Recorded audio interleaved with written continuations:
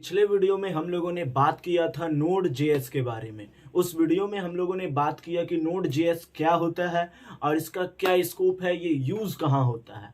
आज के इस वीडियो में बात करने वाला हूँ रिएक्ट डॉट जेएस के बारे में।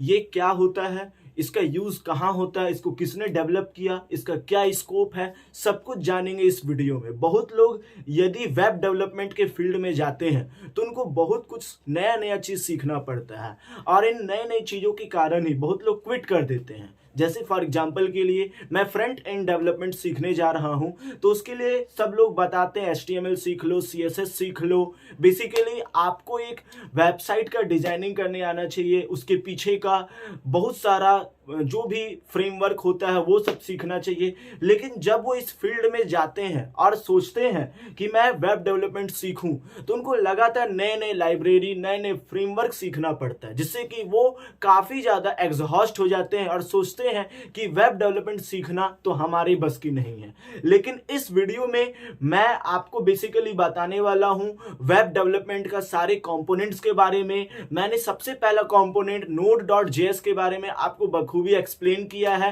यदि आपको अच्छा से समझ में नहीं आया है तो उस वीडियो को सबसे पहले देखिएगा। यहां पर मैं आपको बताने वाला हूं रिएक्ट डॉट जेएस के बारे में।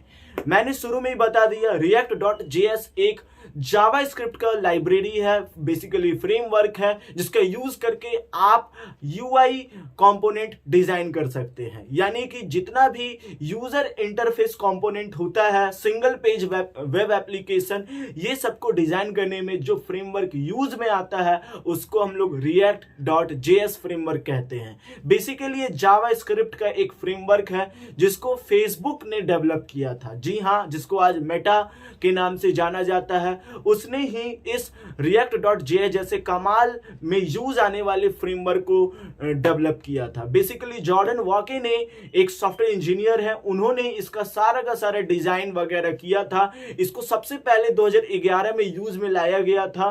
फेसबुक ने ही बेसिकली सबसे पहले इसको यूज में लाया था। इसका सबसे पहला वर्जन 2013 में यानी 2 साल बाद रिलीज किया गया था। आज अप्रैल 2022 में इसका लेटेस्ट वर्जन चल रहा है, शायद वर्जन 18 चल रहा है इस रिएक्ट डॉट जेएस का।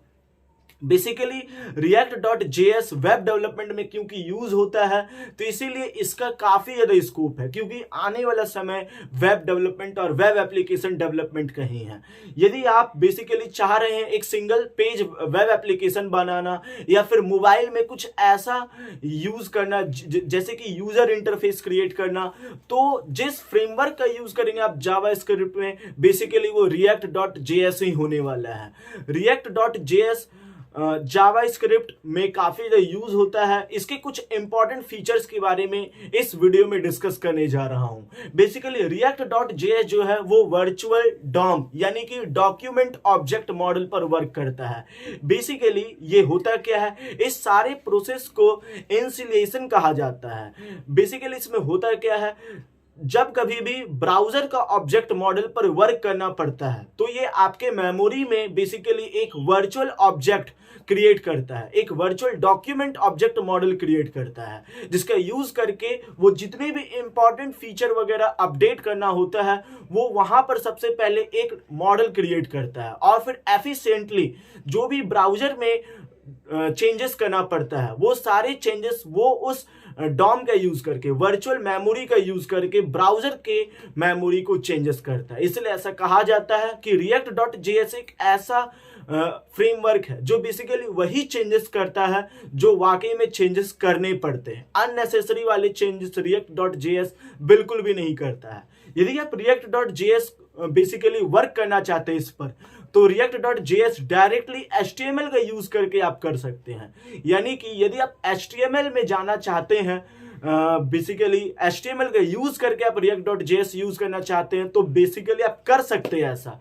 लेकिन वहीं पर यदि आप चाहते हैं एक डॉक्यूमेंट प्रोड्यूस करना एक अच्छे तरीके से रिएक्ट डॉट जेएस के फ्रेमवर्क पर वर्क करना, तो उसके लिए आपको नोड डॉट जेएस वाले फ्रेमवर्क पर वर्क करना ही होगा। तब जाकर के आप एफिशिएंटली नोड डॉट जेएस और रिएक्ट डॉट जेएस दोनों का एकदम अच्छे तरीके से यूज कर पाएंगे। तो उम्मीद है आपको समझ में आया होगा रिएक्ट डॉट जेएस के बारे में कंप्लीट डिटेल, इसका हिस्ट्री के बारे में भी हम लोगों ने इन ब्रीफ डिस्कस किया। अब बहुत लोग सोचते हैं कि react.js का स्कोप है कि नहीं फ्यूचर में, तो मैं आपको बताऊं react.js जैसे कि आपको मालूम है कि काफी ज्यादा वेब डेवलपमेंट में यूज होने वाला है, तो जी हाँ, इसका स्कोप काफी ज्यादा है।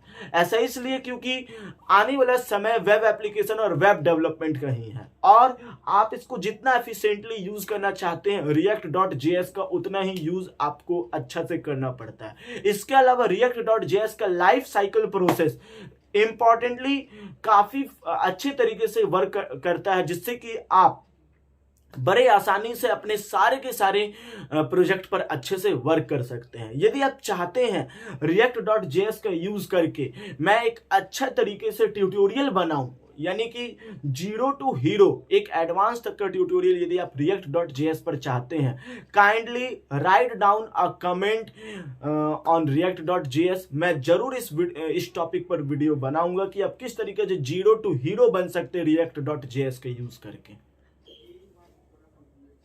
अब बहुत लोग सोचते हैं कि react.js अच्छे तरीके से सीखे कैसे। react.js को अच्छे तरीके से सीखने के लिए आपको सबसे पहले तो उसका पूरा कॉन्सेप्ट समझना होगा। एक बेसिक टू एडवांस ट्यूटोरियल आपको देखना ही पड़ेगा, जिससे कि आपको समझ में आएगा कि react.js वर्क कैसे करता है। जब आप बेसिक चीजों को सीख लेते हैं तो आपको उसके बाद कुछ ऐसे प्रोजेक्ट, कुछ ऐसे एपीआई हैंडलिंग करना है जो react.js के बेसिस पर हो। इसके अलावा आपको अपना एक खुद का पोर्टफोलियो बनाना है react.js पर। यदि आप चीजों को सीखते जा रहे हैं और उस पर एक्सपर्ट बनते जा रहे हैं, तो आपको उस चीज को शो करना होगा, उसका मार्केट करना होगा। इसके लिए आपको बेसिकली क्या करना होगा, एक पोर्टफोलियो तैयार करना होगा कि I am mastering on react.js ऐसा करके। इसके बाद आपको जितना ज्यादा हो सके उतना ज्यादा इंटरव्यू प्रॉब्लम्स जो भी फ्रेशर्स के होते हैं या एक्सपीरियंस्ड पर्सन के होते हैं, वो सारे इंटरव्यू प्रॉब्लम्स को आपको बेसिकली फेस करना होगा।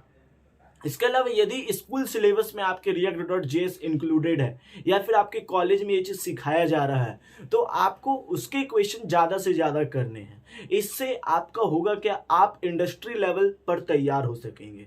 ऐसा इसलिए क्योंकि इंटरव्यू वगैरह में react.js का यदि कुछ क्वेश्चन पूछ रहा है तो आप उसको अच्छे तरीके से सीख पाएंगे।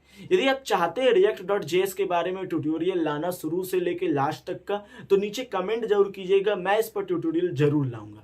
इसी तरीके की शानदार वीडियोस देखते रहने के लिए, कोडिंग से रिलेटेड कि नई नई चीजें क्या आ रही है मार्केट में, इस चीज को समझने के लिए हमारे यूट्यूब चैनल को जरूर सब्सक्राइब कीजिए, ताकि आपका जो भी डाउट वगैरह वो क्लियर होता रहे। यदि आपको ये वीडियो अच्छा लगा है तो हमारे यूट्यूब चैनल को लाइक कीजिए, सब्सक्राइब कीजिए, इस वीडियो को तमाम दोस्तों के साथ शेयर कीजिए, एंड इसी तरीके के वीडियोस देखते रहने के लिए सब्सक्राइब करना काफी जरूरी है। Thanks for watching this video.